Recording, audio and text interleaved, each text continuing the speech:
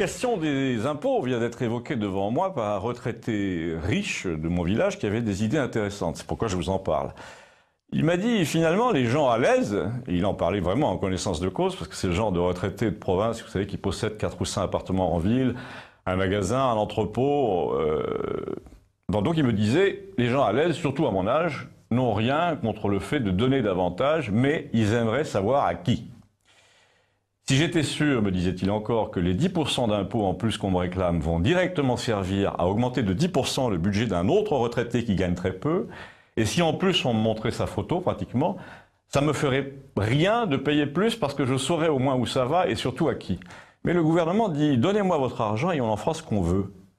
Et c'est plus votre affaire, il nous dit en gros. Et là, pardon, mais je ne suis plus d'accord. C'est toujours lui qui parle, naturellement.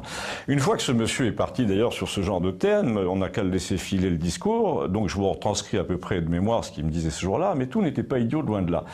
Je précise que c'est un ancien chirurgien, en plus c'est un marquis de quelque chose qui vit tout seul dans une espèce de château avec une tour et un portail. Sa femme est morte l'année dernière, ses filles sont loin. Et il regarde la télévision tout le temps, donc il a des idées sur tout. Et il me dit, par exemple, la redevance télé, là, c'est un papier qui arrive chez tout le monde et ça finance les programmes. Ça coûterait quoi de rajouter 10 cases dans le coin à droite où on précise qu'on préférerait voir sur le service public? Rien. Ça coûterait rien.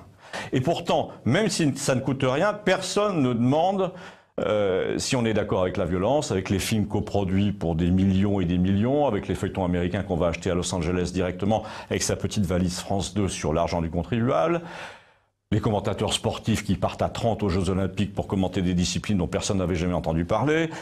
Ils vont pas nous demander non plus si on est à droite ou à gauche, ça les obligerait à se remuer, pour donner aux gens ce qu'ils veulent et surtout les traiter dans la proportion qu'ils sont. Et dans les mesures de ce qu'ils pensent, par exemple, de la vie publique.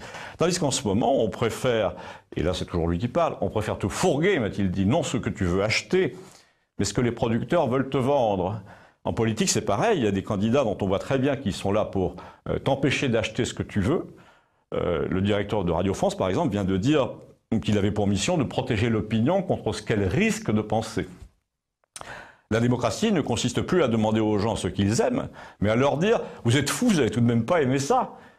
Eh bien, me dit-il toujours, car c'est toujours lui qui parle, soyons fous, ayons le courage d'aimer ce que nous aimons et au moment de payer à la redevance télé, traçons une petite croix rouge quelque part sur le papier. C'est pas un bulletin de vote, donc ça n'entraînera pas la nullité de notre avis d'imposition, mais ça soulignera peut-être la nullité de ceux qui nous l'ont envoyé. Je vous rappelle que c'est toujours mon chirurgien qui parle, bien entendu. Si vous avez des idées comme lui sur cette question, envoyez-les-moi, merci.